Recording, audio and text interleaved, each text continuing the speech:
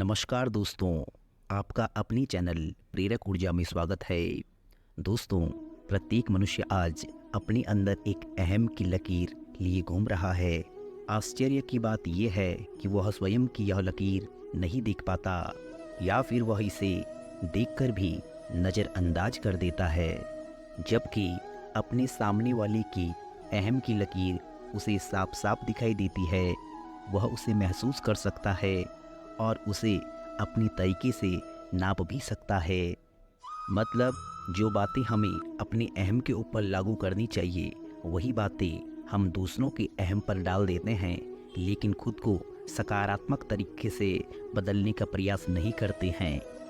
दोस्तों, आप ये बात अच्छे से जानते हो कि बदलना आपको स्वयं को होगा, अपने अहम को त्यागना होगा और गुणवान आपको ही बनना होगा। याद रखें कि आपके जीवन की खुशी आपके विचारों की गुणवत्ता पर निर्भर करती है। दोस्तों, यहाँ पर ध्यान देने वाली बात यह है कि आप किसी दूसरे की लकीर को न छेड़ सकते हैं, न छू सकते हैं और ना ही मिटा सकते हैं।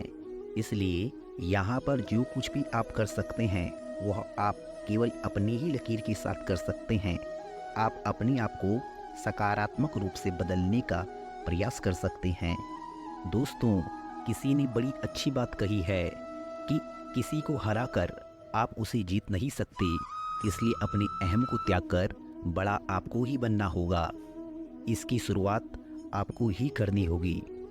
दोस्तों, आज के समय में एक व्यक्ति दूसरे व्यक्ति की बात से इस कदर परेशान है कि वह हमेशा उस इंसान से बदला लेने की सोचता रहता है या फिर खुद की बेहतरी के लिए दूसरे व्यक्ति के बदल जाने की इच्छा रखने लगता है। इसी सोच के साथ वह इतना समय, श्रम एवं शक्ति लगा देता है कि उसकी खुद की मन स्थिति उसके नियंत्रण में नहीं रह जाती।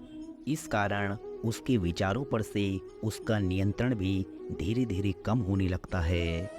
इस प्रकार धीरे धीरे उसके रहे सही अच्छे विचार भी नकारात्मक रूप से बदल जाते हैं।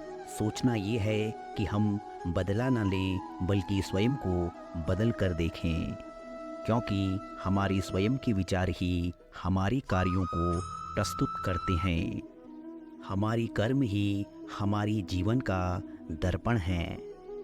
ध्यान रखें कि सच्चे मन से चाहने से सब चीज़ें हासिल हो सकती हैं, अधूरे मन से हम सब चीज़ें खोते जाते हैं। इसलिए आपको सबसे पहले अपने अंतर मन की आवाज़ को सुनना चाहिए। इस प्रकार की परिस्थितियों से निपटने के लिए प्रसिद्ध तमिल कवि तिरुवल्लुवर जी का एक प्रसिद्ध कथन है कि जब खराब दिन हो तो सारस की तरह समय पर टकटकी अथवा ध्यान लगा कर रखो, और जब अच्छे दिन आएं तो बाज की तरह झपट्टा मारो। धन्यवाद।